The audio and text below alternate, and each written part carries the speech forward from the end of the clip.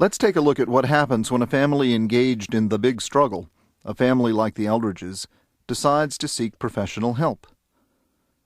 Tommy meets with a psychiatrist who interviews him alone, then his parents alone, then the three of them together. After that, Tommy is referred to a psychologist for some testing, then back to the psychiatrist for the full report. The evaluation yields the diagnosis of ADD. As the psychiatrist explains, Tommy's mother breaks down in tears. "You mean it's not his fault?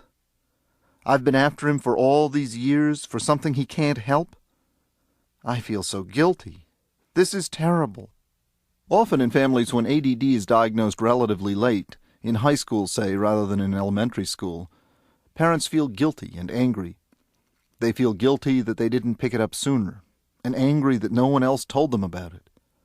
The diagnosis can require a whole rethinking of the family roles. "So you're not the family bozo anymore," Tommy's 14-year-old brother pipes up at a family therapy session designed to educate the entire family about Tommy's ADD.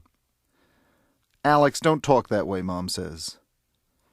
"Well, it's true," Alex says. "He's been a bozo, but now we're supposed to say he's got a disease. It just sounds like a big excuse to me." Alex's reaction is typical of siblings when ADD has been diagnosed. Siblings feel resentment at the amount of attention the person with ADD is getting, and they feel anger, believing that their own hard work will go unappreciated. Families, by and large, like most groups, resist change. If one member of a family wants to move away, this is often regarded as a betrayal, for example. If one member of a family is fat and tries to lose weight, often other members of the family will sabotage the effort. So it is with ADD. When the diagnosis is made and the family is faced with the challenge to change, this challenge is often met with great resistance. It is only when the family gives its permission for change to occur, or at least to be explored, that the big struggle can begin to de-escalate, and a negotiated peace can be worked out.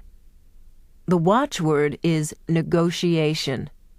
Although it may be quite difficult at first, the family should try to bear the tension of reaching consensus, of listening to and putting up with each other long enough for everybody to feel heard and for everybody to have taken part in reaching the final solution. It is easier to hold people to a negotiated settlement than a dictated one. For example, at a later session with just Tommy and his parents, Tommy's mom began, "We really have to come up with a plan about homework." Tommy slumped down in his chair. The psychiatrist noticed this, it was hard to miss, and simply said, "Let's try to have this discussion in a new way." Tommy and his parents looked at the psychiatrist for a moment, then at each other. There was a pause as anxiety mounted. "Okay," Tommy's dad said, "I'll take the lead on this. I think I can see how my way has not been the smartest way. What can I tell you? It was how I was brought up. My father was just as dumb and stubborn as I am. If I didn't do what he told me to do, he took off his belt and hit me with it until I did what he told me to do." Tommy was looking at his father, obviously interested. "You never told me about that, Dad." "No, I guess I didn't," his father said. "But I don't want to make the same mistake with you. And I won't, damn it. Don't get me wrong, kiddo. I never have hit you with a belt, and I do not intend to let you manipulate me into doing whatever you want. But coming here has made me think about some things, and I really don't want to end up not talking to you. I don't know why, but I like the look of your ugly puss and the sound of your squeaky voice." "Hey, Dad, I just love your 40-inch waist," Tommy said. 38, Dad said. "Okay, I'll give you 2 inches.